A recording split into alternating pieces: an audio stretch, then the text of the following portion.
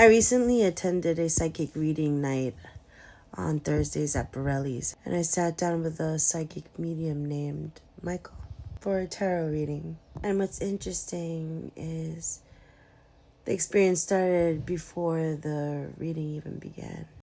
I attended the psychic reading night with my sister. When we arrived, we checked in, got seated, ordered our food, and ate while we waited for the host to call us up for our readings. Eventually, the host called my sister and I over and assigned each one of us a psychic.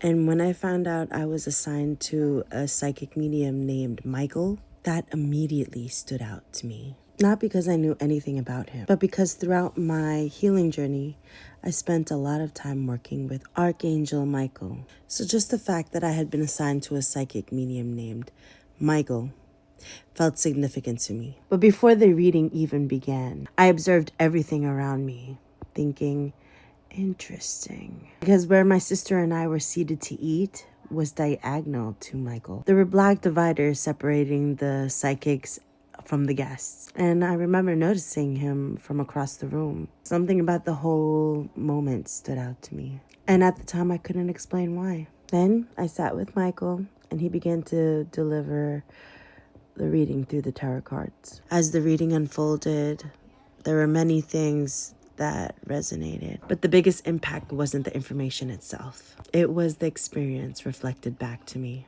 The two areas that affected me the most were my relationship with Adam and my relationship with my dad. When we got to the part about Adam, not only did I draw cards that reaffirmed many things for me, but one card stood out to me more than any other. That card showed a divine feminine and a divine masculine facing each other, each holding a golden cup with what appeared to be a DNA spiral connecting in between them. Michael interpreted that that card was confirmation that my relationship was God sent. And I remember just sitting there taking that in. Because what I realized afterwards was how much energy I unknowingly spent preparing for distance, preparing for problems, preparing for betrayal, even when none of those things were actually happening. I'm hearing the reflection that this relationship is good. And as Michael put it, as opposed to the assholes you've dated, that I am loved, that a family energy surrounded this connection. Something inside of me definitely softened. Then there was my dad. Michael asked if there was family I was caring for, and I immediately confirmed my father. He acknowledged that he could see me helping my dad.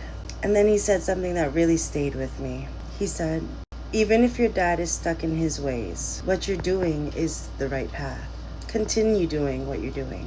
And hearing that brought me a sense of peace. Because sometimes when we're helping the people that we love, we don't know if what we're doing is actually making a difference. So hearing that reflection allowed me to release some of that worry. And while I already knew that, hearing it reflected back to me made me realize how much responsibility I've been carrying, especially helping him navigate things, being a point of contact through his processes. It was a new information, but it allowed me to feel seen. And sometimes that's what creates the release. At the end of the session, I ended up telling Michael this session was an alignment for me. And he smiled and told me he's never received a compliment like that before. And that surprised me. That moment stayed with me. Because what I realized afterwards, alignment doesn't always bring us new information.